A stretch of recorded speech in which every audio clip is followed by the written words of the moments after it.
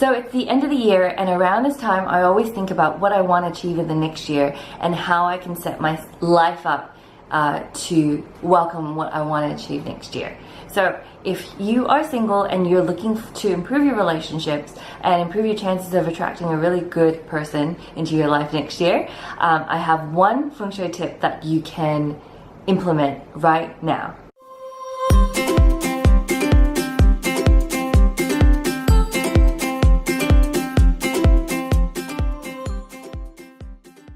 Alright, so Feng Shui was never a thing that I really bought into, but when I was single, I read a lot and I learned a lot about setting up your life emotionally and physically to welcome the things you want into your life. So Feng Shui was one thing that I did to attract the things that I wanted in my life really quickly. And the number one tip that I received was to set up your room and set up your living space as if you were sharing it with another person. So I mean, this obviously applies if you don't have any flatmates and you're living on your own. But for example, if you are living with a flatmate, then you can set up your bedroom to welcome another person into your room. So here are some things that I did. I remember I bought an IKEA bed, and I was gonna buy a single so that I'd have more room, you know, for a study, for a desk, for just more space in the room. But then I remembered that I needed to set up a space to welcome another person in it. So then I ended up getting a double bed.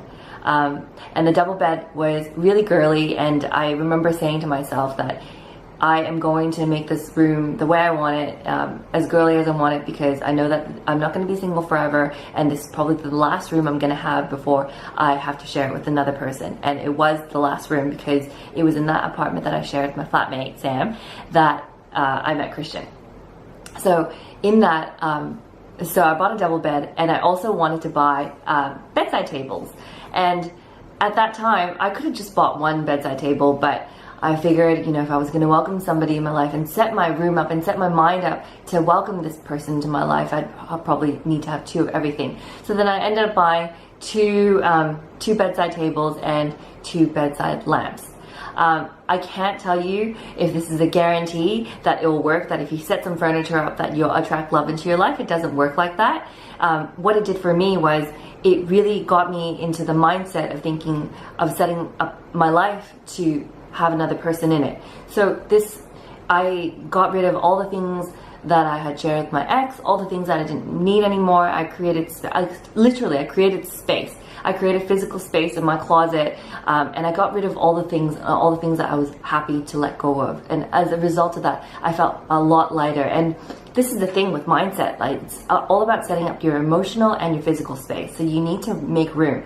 And it's the same with your emotions. If you're still hung up on your ex, if you're still hung up on your past relationships, you are not making space for a new one to come in. If you're still holding on to thoughts about men, thoughts about relationships that aren't serving you, again, you're blocking love from coming into your life just with your very own mindset. So if you don't know me by now, you know that I believe that mindset is the secret sauce to attracting love really quickly. Feng Shui just is one element of it.